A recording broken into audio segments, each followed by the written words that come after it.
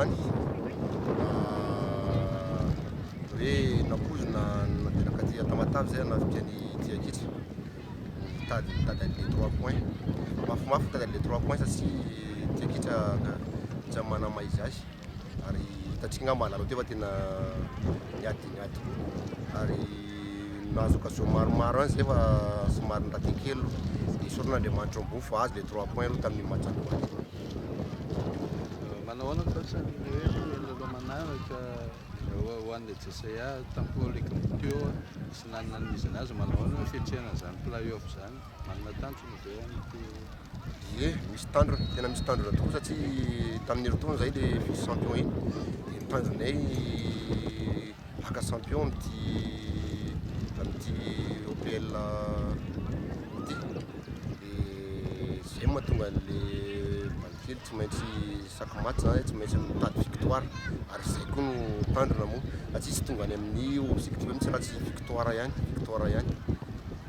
Raha teo amin'ny fitsarana coach manahoana ny fahitana azy? Lafo fitsarana indray samy niara sy nala teo fa tsara amin'ny atsaka sy andavako tsara lalao tena hita hoe tena tsy naka ny tato fa tena madio mangarara ny fitsarana androany.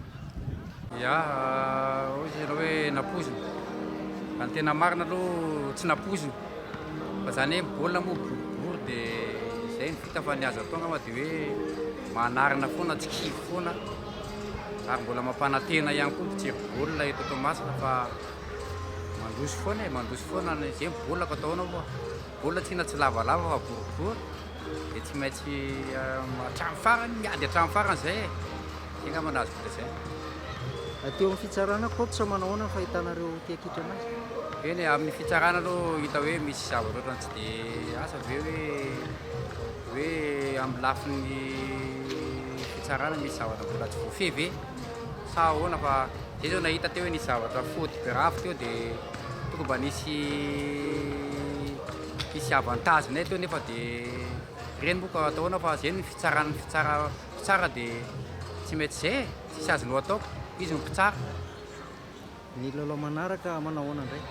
Ny akleteko taminao teo hoe ny lalao manaraka zay ionanay amin'ny herinandroany amin'ny Scafoot de zay mbola vonona niady foana zay ary vonina Tamatavy hatramin'ny farany io naiza alehanay na mandeha manao déplacement na eto toerana de anarinay zavatra tsy nety amin'ny match zay ataonay amin'ny match manaraka.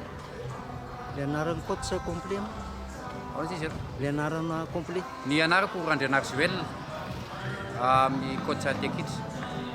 Randrianary Joel.